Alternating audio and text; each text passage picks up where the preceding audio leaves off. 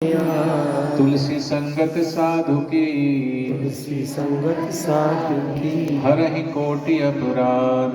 हरे कोटि अपराध। जब सर्दी बहुत अधिक होती है तो ऐसा लगता है धूप निकल जाए, जब धूप अधिक होती है तो बोलते छाँव आ जाए, है ना। तो अभी बैठे थे तो खड़े होने में रिलैक्स अच्छा लग रहा है, लेकिन खड़े रखेंगे तो कितनी देर से खड़े रखे हो। खड़े तो चलता हुआ व्यक्ति खड़ा हो जाए तो ज़्यादा आराम होता है, खड़े खड़े थक जाए तो बैठ जाए तो ज़्यादा आराम होता है, बैठे बैठे थक जाए लेट जाए तो और ज़्यादा आराम होता है। लेकिन लेटे लेटे भी आदमी कितनी देर लेटेगा, लेटे लेटे भी थक जाता है, फिर लेट के खड़े होने में ज़्यादा अच्छा लगता है, चलने में और ज़्यादा अच्छा लगता है। तो कहने का मतलब है एक सी परिस्थिति किसी को अच्छी बोलो नहीं लगती है। नहीं नहीं, ऐसा नहीं बोलना आपको, अच्छी नहीं लगती, एक सी परिस्थिति न अच्छी नहीं लगती, क्योंकि परिवर्तन ही सृष्टि का नियम है। तो सतत चलते रहना, सतत बहते रहना, जैसे नदी सतत बहते रहती है तो स्वच्छ रहती है, निर्मल रहती है और अपने गंतव्य की तरफ जा रही है, उसका जो गंतव्य है। ऐसे ही हम सब भी स्वस्थ रहेंगे, प्रसन्न रहेंगे, आनंद में रहेंगे, चलते रहेंगे। चरे वेती तो किधर जाना है? बच्चे को पता है स्कूल जाना है, स्कूल क्यों जाना है? उसको बोलना पढ़ना है, पढ़ना क्यों है? अगली क्लास में जाना, अगली क्लास में क्यों जाना है? फिर और अगली क्लास में जाना, फिर अगली क्लास में क्यों जाना है? तो करते करते ग्रेजुएशन करनी है, ग्रेजुएशन क्यों करनी है? अच्छी नौकरी चाहिए, नौकरी क्यों चाहिए? पैसा चाहिए, पैसे क्यों चाहिए? पैसे से सुख सुविधाएं जुटाएंगे, सुख सुविधाएं किसको ले किस लिए चाहिए? सुख के लिए चाहिए। फिर सब कुछ जुटा लिया, फिर सुख भी हो गया, सब हो गया, फिर आखिर क्या? सुख मिल गया तो सुख टिकेगा? बोले नहीं, सुख के बाद आएगा दुख। फिर काय के लिए चाहिए पैसा? खाने के लिए। खाना क्यों है? जीने के लिए। जीना क्यों है? मरने के लिए। सही बात है, वास्तव में जी थोड़ी रहे हैं, मर ही रहे हैं, एक एक पल मर रहे हैं। बर्फ खाने से बर्फ की सिल्ली बाहर निकल रही, तो बर्फ की सिल्ली जी रही है कि मर रही है? मर रही है। बोलो, बर्फ की सिल्ली बर्फ खाने से बाहर आई तो जी रही है कि मर रही है? मर रही है। मर रही है ना। ऐसे ही हम सब माँ के गर्भ से बाहर आ गए, सोचते बच्चा बढ़ रहा है, जन्म दिवस मनाते हैं, जन्म दिवस मनाते बोले बच्चे का जन्म दिवस है। जन्म दिवस नहीं है बड़ों का, बोले जन्म दिवस नहीं है, वो इतने दिन साल के खत्म हो गए। 100 में से किसी के 20 गए, किसी के 30 गए, किसी के 40 गए, किसी के 50 गए, और 100 है ऐसा भी कोई पक्का नहीं है। तो जन्म दिवस कैसे मनाना चाहिए? आज किसका जन्म दिवस है बच्चों? हाथ ऊंचा करो जिसका बर्थडे है। किसी का नहीं है।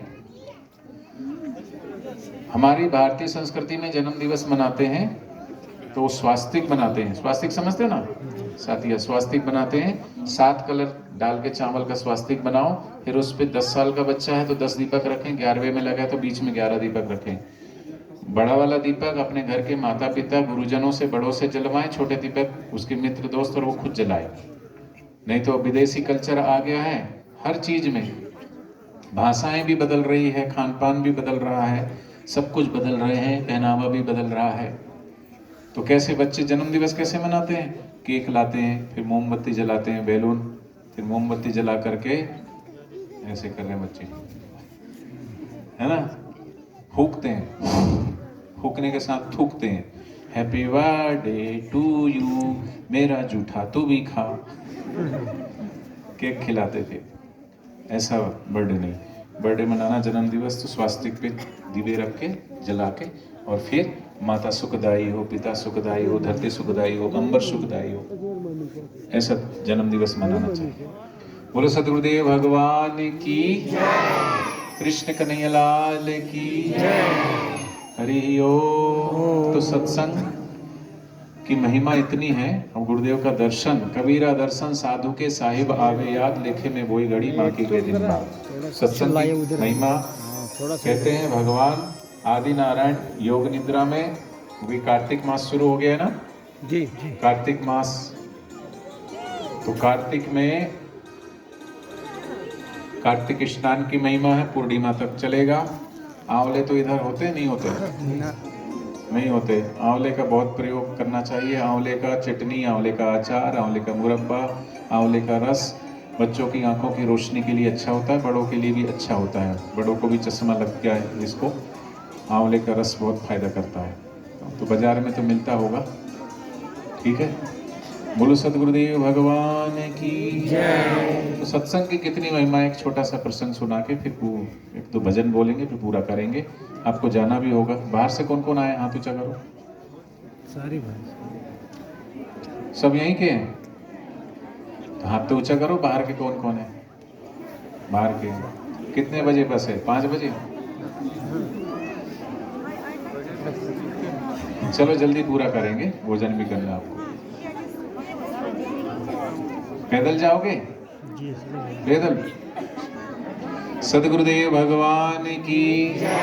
लेकिन आपकी तपस्या व्यर्थ नहीं गई। आप आए, गुरुदेव के दर्शन और सत्संग मिला आपको। हमारा भी यही होता है कि आते हैं तो कम से कम गुरुदेव के दर्शन, गुरुदेव के सत्संग प्राप्त हो जाए। तो आप सब ने गुरुदेव के दर्शन, सत्संग का सानिध्य लिया। अब जो है जल्दी ही पूरा करेंगे। बस थोड़ी देर आप जो है सदगुरुदेव भगवान की, कृष्ण कन्हैया लाल की, रामचंद्र भगवान की। नारद जी गए भगवान विष्णु जी के पास। वहां विष्णु जी थे नहीं, लक्ष्मी माता अकेली थी। कहा प्रभु कहाँ है? प्रभु त्रिभुवन पति कहीं गए होंगे अपने भक्त की पुकार। भगवान ने को ढूंढा नारद जी ने। बच्चे ध्यान से सुने दार। कहाँ कहाँ सुना?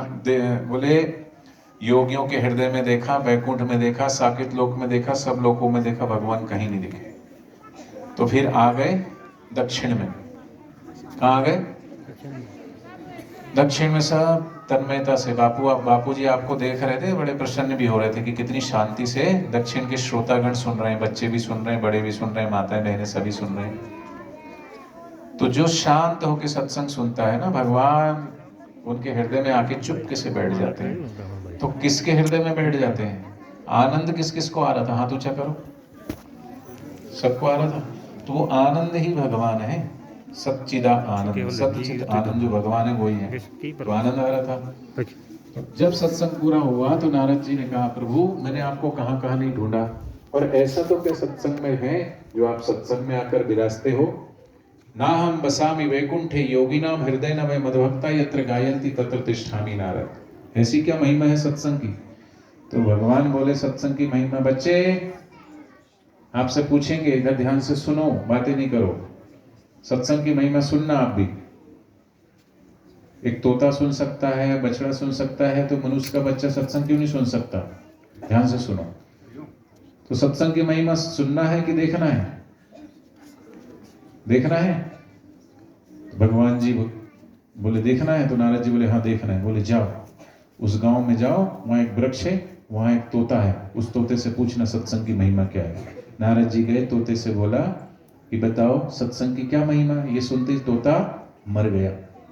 फिर वापिस आए, बोले प्रभु वो तो बोला ही नहीं तोता, वो तो मर गया। बोले नहीं, आगे आगे देखो होता है क्या। मैंने कहा ना कि देखना है ना। उस गांव से दूसरे गांव में जाओ, वहां बछड़े ने जन्म लिया है, एक गाय ने बछड़ा दिया, उस बछड़े से पूछना सत्संग की महिमा क्या है। नारद जी गए, बछड़े से पूछा कि सत्संग की महिमा क्या है। ये सुनते बछड़ा भी मर गया। तो नारद जी समझ गए माने सत्संग की महिमा जिससे पूछो वो मर जाए, क्या ये सत्संग की महिमा है? फिर प्रभु के पास गए, प्रभु बोले नहीं नहीं, अब जाओ उस राजा के राज्य में बड़े दिनों के बाद एक बच्चे ने जन्म लिया, उस बच्चे से पूछना सत्संग की महिमा क्या है। तो नारद जी बोले नारायण नारायण। बोले क्यों? बोले प्रभु जो हाल तोते का हुआ, जो हाल बछड़े का हुआ है, वो अगर राजकुमार का हो गया तो अपना तो नारायण नारायण हो जाएगा। बोले नहीं ऐसा कुछ नहीं होगा, जाओ पूछना। नारद जी आए, राजा ने जैसी नारद जी को देखा तो प्रणाम किया। बच्चों प्रणाम करने से 4 चीजें बढ़ती, ध्यान से सुनो। अभिवादन शीलस्य नित्य वृद्धोपसेविना चत्वारि तस्य वर्धन्ते आयुर्विद्या यशो बलम। हमेशा अपने माता पिता बड़ों को प्रणाम करना चाहिए। छोटी कन्याएं हैं वो पैर नहीं, छोटी कन्याओं से ना तो पैर छुआना चाहिए ना उनको जो है बच्चियां दोनों हाथ जोड़ करके प्रणाम करें। और बच्चे जो हैं, कई लोग कैसे प्रणाम करते थे, घुटना टेक के ऐसे करते थे। दाया से दाया, बाया से बाया, दोनों चरण स्पर्श करो, मत्था जमीन में टेको, माता पिता उनके सिर पे हाथ रख के आशीर्वाद दे, ऐसा प्रणाम होता है। 4 चीजें बढ़ती, आयु बढ़ती, विद्या बढ़ती, यश और बल, 4 चीजें। चत्वारि तस्य वर्धन्ते। तो राजा ने कहा भाग्य बड़े जो संत हमारे घर पधारे। कथा कीर्तन जा घर भय संत भय मेहमान, बाघर हरिवासा की ना वो घर वैकुंठ समान। कथा कीर्तन जा घर नहीं संत नहीं मेहमान, बाघर जमना डेरा दीना सांझ भय शमशान। बड़े शुभ अवसर पर आप आए हैं, हमारे बच्चे को आशीर्वाद दो। नारद जी ने सोचा हम तो आप पूछने आए हैं, आशीर्वाद देने ही आए हैं, पर कुछ गड़बड़ ना हो जाए। बोले हाँ हाँ आशीर्वाद तो देंगे, पर बच्चे को ऐसे कमरे में रखो जिसमें 2 दरवाजे हो, एक आगे का और एक पीछे का। नारद जी ने सोचा कुछ गड़बड़ हुआ तो पीछे के दरवाजे से नारायण नारायण करके तो राजा ने ऐसे व्यवस्था की और राजकुमार को जिसने जन्म लिया था वहां पर लेके आए। और धीरे धीरे जाए, नारद जी कभी पीछे देखे राजा की तरफ, कभी बच्चे की तरफ, और बच्चे के पास पहुंचे और देख ही रहे थे बच्चे को, पूछे नहीं तो बच्चे ही बोल पड़ा कि महाराज कुछ पूछो, जो पूछने आए हो। ये सुनकर के बच्चा जब बोला तो नारद जी को बड़ा आश्चर्य हुआ। बोले तो पहले से सब जानता है। बोले तुम्हें कैसे पता मैं पूछने आया? बोले मैं आपसे पहली बार थोड़ी ना मिल रहा हूँ, आप पहले मुझे 2 बार दर्शन दे चुके हो महाराज। मैं जब तोता था तब आप आए थे और मुझसे पूछा था सत्संग की महिमा क्या है, तो सत शब्द सुनते और संत दर्शन के प्रभाव से मेरी मृत्यु हो गई और तोते की योनि से मुझे छुटकारा मिला। ये सत्संग की महिमा है महाराज। फिर मैं तोते से बछड़ा बना, फिर आप आए, आपके दर्शन और सत्संग का सत्य शब्द सुनते ही मुझे बछड़े की योनि से भी मुक्ति मिल गई। और ये सत्संग का ही प्रभाव है और संत दर्शन का ही प्रभाव है कि आज मैं इतने बड़े राजघराने में इकलौता वारिस राजकुमार के रूप में मैंने जन्म लिया। ये सत्संग की महिमा है महाराज। पर ये तो सत्संग की महिमा है कि इतने उच्च लोकों में यात्रा होती है, पशु पक्षी से पशु, पशु से मनुष्य, लेकिन सत्संग की इतनी महिमा नहीं है। गुरुदेव कहते हैं, शास्त्र कहते हैं, तात स्वर्ग अब वर्ग जिमी धरी तुला एक अंग, तूल न ताही सकल मिले जो सुख लव सत्संग सियावर रामचंद्र की। सत्संग वो सीढ़ी है जो हमें मुक्ति की राह तक लेके जाती है। और बिन सत्संग विवेक न होए, राम कृपा बिन सुलभ न सोए। तो आप सब दक्षिण और दक्षिण के आसपास से जितने भी लोग पधारे हैं, मुझे गांव के नाम नहीं पता, मैंने बोला भी था लिख के देना, मुझे दिया नहीं। कहाँ कहाँ से है जरा लिख करके दे दो। तो जहां से भी आप आए हो, आप पुण्यशाली हैं, भाग्यशाली हैं, सौभाग्यशाली हैं। आज जो है शादी का भी बहुत सीजन है। हमें बताया गया कि जगह जगह कार खड़ी थी, उधर हम आए थे, कार एक जगह कार खड़ी थी तो हमारे लड़के जी साथ में बोले महाराज जी आपके लिए कार आई। फिर बाद में देखा वो तो दुल्हन की सजी थी। बोले नहीं, कल बारात जाने वाली है उसके लिए आई है ना। तो जगह आज शादी भी है और दूसरा और भी कुछ टूर्नामेंट का भी कुछ कार्यक्रम है ऐसा बताया। उसके बावजूद भी दक्षिण वालों ने, दक्षिण के साधकों ने दिखा दिया कि बापूजी के साधक बहकाए नहीं जाते, कदम रखते तो पीछे लौटाए नहीं जाते। जहां सत्संग होता है वहां पर नित्य जाया करो तुम, हमें फुर्सत नहीं ये कहकर मौका मत गवाया करो तुम। तो आपने मौका नहीं गवाया, बल्कि आप आ गए। और ये जो मौज, ये जो मस्ती, ये जो आनंद है ना, ये हर किसी को नसीब नहीं होता। इसलिए बोलते हैं मौज हर किसी को नसीब नहीं होती, जिंदगी हर किसी की खुश नसीब नहीं होती। और जो आ जाता है सच्चे दिल से सदगुरु के दरबार, उसकी जिंदगी कभी बदनसीब नहीं होती, बदनसीब नहीं होती। आप सब खुश नसीब हैं, भाग्यशाली हैं, सौभाग्यशाली हैं। सौभाग्यशाली वो नहीं कि भाई मेरे पास पैसा बहुत है, वो भाग्यशाली नहीं। मेरे पास जमीन बहुत है, वो भाग्यशाली है। जिसके पास बड़ा परिवार है, बेटा कहने में, बेटी कहने में है, वो भाग्यशाली है। शरीर स्वस्थ है, वो भाग्यशाली है। नहीं, बड़े वो लोग नहीं होते जिनके सिर पे हीरे जड़े होते हैं। बड़े तो आप जैसे लोग होते हैं जिनकी श्रद्धा, प्रीति, प्रेम और विश्वास गुरु चरणों से जुड़ा होता है, वो बड़े होते हैं। कबीरा ये जग निर्धना धनवंता नहीं को, धनवंता तेहु जानिए जाको राम नाम धन होए। तो आपको राम नाम धन में, प्रभु के नाम में प्रीति है, सत्संग में प्रीति है, तभी तो आप आए हैं। राम नाम में प्रीति ना होती, किसी को धन में प्रीति है तो धन के पीछे भागता है, किसी को कुर्सी सत्ता की भूख है तो वो कुर्सी के पीछे भागता है। काम ही नारी प्यारी जिमी, लोभ ही जिमी प्रिय दाम, तिमि रघुनाथ निरंतर प्रिय लाभो मुहि राम। तो कामी की जो है दौड़ चाम तक होती है और लोभी की दाम तक होती है, लेकिन भगवान का भक्त तो वो प्रभु नाम के पीछे भागता है। पायो जी मैंने राम रतन धन पायो, वस्तु अमोलक दी मेरे सतगुरु कृपा कर अपनायो। हमको अपने गुरुदेव ने अपनाया तो उनकी बड़ी कृपा है।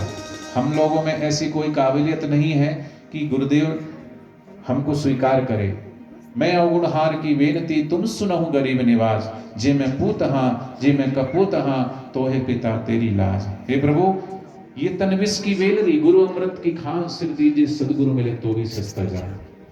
ये अवगुणों की खान है शरीर। गंगा जल पियो, पेट में जाते ही तेजाब बन जाता है।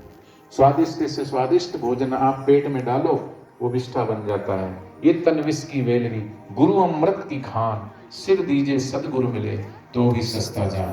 तो आपको, हमको, सबको ये सौभाग्य मिल रहा है। लोपारा वाले कौन है? लोपारा, ताली बजा दो लोपारा वालों के लिए। और ये पंचधारा, पंचधारा, एक नहीं पंचधारा। तो पंचधारा वाले कौन कौन? हाथ ऊंचा करो। पंचधारा, हाँ, जोरदार ताली पंचधारा वाले। भटपूरा, भटपूरा वाले आए, ताली बजाओ भटपूरा वाले भी। और भाटदू, भाटू, भाड़दू, कागज फाड़ दू, फाड़ दू। और है क्या? चिक्सा, अच्छा छीछा, छीछा, छीछा वाले हाथ ऊपर करो। हाँ, ताली बजाओ। जनकपुर, इधर भी जनकपुर है। जनकपुर वाले बहुत सारे हैं। जनकपुर में तो समिति भी है और आश्रम भी कुछ बनाने की बात कर रहे थे उधर, है ना। और सौंदर, सौंदर, ठीक है, सौंदर वाले भी आए। और रेसरी, रेसरी, हाथ उठाओ। पंजाब केसरी, ठीक है। दिलगुट, दिलगुट वाले हाथ ऊंचा करो। ये बच्चे खाली हाथ उठा रहे हैं, यहाँ का कोई नहीं है। दिलगुट वाले कौन कौन है?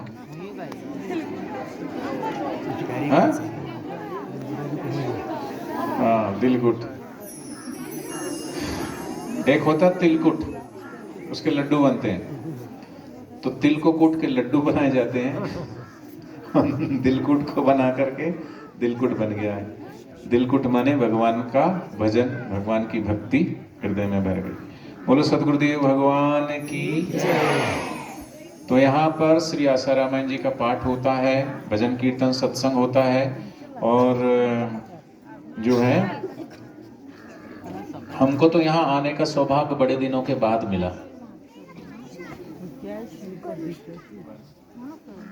2011 में आना था। हुई थी ना एक दो बार, पहले भी एक दो बार बात हुई। लेकिन सोचा था मन में जम्मू आना है तो जम्मू से फिर इधर, लेकिन उधर वापस गुरुदेव किसी चरणों में उधर सत्संग की सेवा थी, तो एक दो बार इधर आना था, मौका नहीं लगा तो फिर उधर जाना पड़ा। ठीक है, तो इतने पुण्य हमारे नहीं होंगे कि आप सबके दर्शन कर पाए। अब पुण्य हमारे जागे जो हम दक्षिण में आज यहाँ पर आप सबके दर्शन हेतु आ गए। बोलो सदगुरुदेव भगवान की, कृष्ण कन्हैया लाल की। तो इधर लव जिहाद पे थोड़ा सा आप सब लोग फोकस कीजिएगा।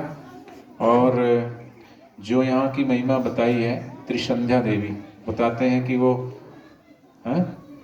तीनों संध्या के समय जल बहता है और फिर बंद भी हो जाता है, सूख जाता है। अच्छा, तो ये भी एक बहुत महिमा है यहाँ की। सदगुरुदेव भगवान की। तो यहाँ भी आश्रम बने और गुरुजी आए बाहर तो हेलीकॉप्टर से फिर हेलीकॉप्टर धीरे धीरे पहाड़ियों में से उतर के इधर तक आए हैं। सदगुरुदेव भगवान की जय, कृष्ण कन्हैया लाल की जय। एक आदमी गया घूमने के लिए, बड़ी लंबी उसको बिल्डिंग दिखी, सोचा यहाँ कोई म्यूजियम होगा, था वो पागल खाना। जैसे ही गया तो उसको पागल घुमाना शुरू कर दिया, उसको नहीं पता ये पागल है। अजीब अजीब से लोग दिखे, एक मंजिल, दूसरी, तीसरी, चौथी, सातवीं पे चढ़ गया। चढ़ के बोला, अब जैसे पहाड़ है ना, ऐसी ऊंची बिल्डिंग पे, बोले चलो कुछ दिखाऊं। क्या दिखाएं? नीचे तो खाई, चलो अपन दोनों कूदेंगे। बोले तू पागल है क्या? बोले पागल हूं मैं, तुझे नहीं पता ये पागल खाना है? पागल खानों में ही पागल नहीं रहते हैं, यहाँ सब पागल है, सब पागल है। कोई किसी चीज के लिए पागल है, कोई किसी चीज के लिए पागल है। वो तो मानसिक विकलांगता है, मानसिक रूप से विकसित है, इसलिए उनको वहां रखा जाता है। बाकी ऐसा नहीं कि वो पागल है, बाकी सब पागल नहीं है। एक पागल ने दूसरे पागल से पूछा, इस सुबह होते ही सब लोग क्यों भागते, क्यों दौड़ते हैं? एक इधर एक उधर, बच्चे भी भाग रहे हैं, जवान भी बूढ़े भी, सब भाग रहे हैं, सुबह उठते चारों तरफ भाग रहे हैं। दूसरे पागल ने कहा, सब एक तरफ भागेंगे तो धरती झुक नहीं जाएगी? पर बात तो सही है, भाग तो रहे कि जिंदगी की गाड़ी बैलेंस में आ जाए। इतना कर लें फिर सुखी हो जाएंगे, इतना कर लें फिर सुखी कर लेंगे, इतना करने फिर सत्संग सुनेंगे। नहीं, सुखी सुखी हम सब कहें, सुखमय जानत नाही, सुख स्वरूप आत्म अमर जो जाने, सुख पाए सियावर रामचंद्र की जय। तो सुख स्वरूप अपना आत्मा है, उसमें आने के लिए रोज आप 1 घंटा निकालो। 23 घंटे बच्चों के लिए, परिवार के लिए दो, लेकिन 1 घंटा खुद को दो। देते हैं ना महाराज जी, खुद को देते हैं। हम खूब बढ़िया से सजते हैं, संवरते हैं, लाली लगाते हैं, लिपस्टिक लगाते हैं, कोई अपना कंघी करेगा, बाल रोज अपने को शीशे में देखते हैं, पर वो शरीर को देखते हैं। मत कर रे गर्भ गुमान, पतंगी रंग उड़ी जावेगो, पाछे नहीं आवेगो। हाड जले जू लाकड़ भया, केस जले जू घास। अपने को देना मने अपनी आत्मा के लिए, उसमें लिए थोड़ा शांत। मैं शरीर नहीं, मैं मन नहीं, बुद्धि नहीं, इंद्रिय नहीं, इनसे अलग। मैं रिश्ते नातों में भी नहीं हूं। देख लिया दुनिया का झूठा पसारा, ना हम किसी के ना कोई हमारा। नहीं तो गाड़ी निकल गई तो घर से चला मुसाफिर। चलो गा लेते हैं। इसको समझदार बोलोगे क्या? गाड़ी निकल जाए फिर जाओ, समझदार है वो? समय से तो जाओ, गाड़ी तो पकड़ो। ऐसी जीवन रूपी गाड़ी छूट गई, फिर बोले कुछ हाथ नहीं लगा। पैसा कमाया, कुछ हाथ नहीं लगा। परिवार बनाया, कुछ हाथ नहीं लगा। इतना कुछ किया, कुछ हाथ नहीं लगा। मायूस खाली हाथ जा रहे हो, वापिस फिर आओगे। घोड़ा बनेंगे, गधा बनेंगे, कुत्ता बनेंगे, बिल्ली बनेंगे, कुछ भी बन सकते हैं। मनुष्य जन्म पाकर भगवान